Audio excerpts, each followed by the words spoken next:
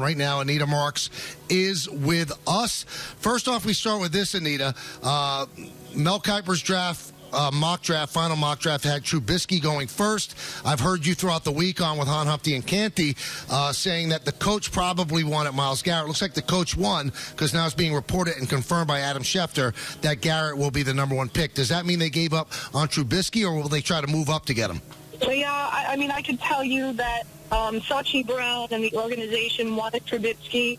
On Monday, Hugh Jackson had a come-to-Jesus meeting with the organization and said, if you draft Trubisky, I'm not going to be your shell. I'm not going to address the media after the pick and say that this is the guy I wanted. And, I think the organization actually had to give in and say, okay, listen, it's not like Myles Garrett is a bad pick here, guys.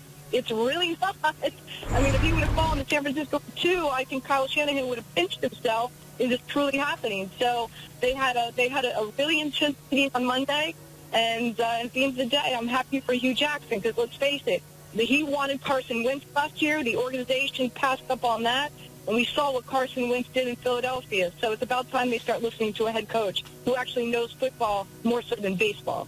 But Anita, they must not have had a lot of conviction on Trubisky if they could have gotten talking out of it, right? No, listen, Sachi Brown is an attorney. He has no football experience at all. The guys that run that department in Cleveland, they're all numbers guys, and they're all baseball.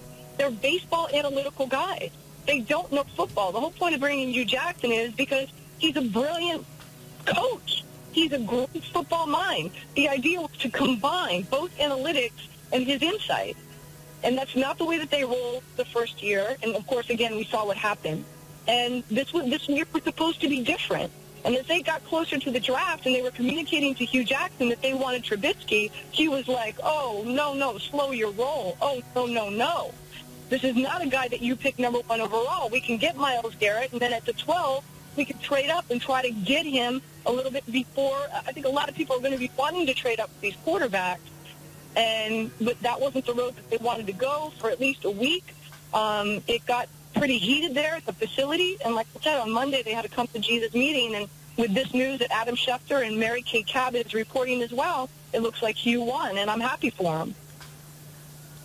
Let me ask you this, Anita. What are you hearing on the Giants? There seems to be so many rumors about what they're going to do at 22, whether they're going to move up. Is there going to be a left tackle available down there? Will any of the tight ends that they like drop down? What are you hearing? Yeah, unfortunately, the Giants need a right tackle. And some would say a left tackle because there's a lot of people who don't feel that Flowers fits the position. But there is not one offensive lineman in this draft that is deserving of being drafted in the first round.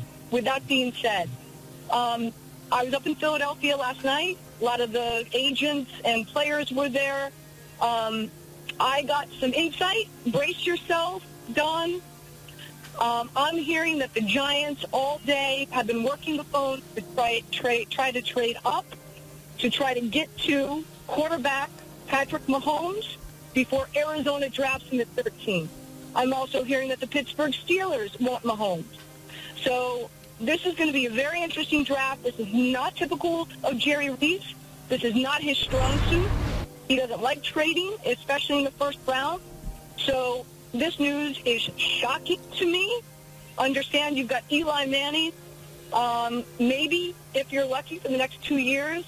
I also did some research in regard to his contract. It looks like if the Giants cut Eli Manning after the next 2 years, heading into 2019, they saved $17 million in salary cap space. So now would be the time that you'd want to draft a quarterback, bring him in, learn under the tutelage of Ben McAdoo, who apparently is enamored with Mahomes, feels that he's the next gunslinger like Aaron Rodgers, and also can learn underneath Eli Manning for 2 years. So this is, again, shocking news to me.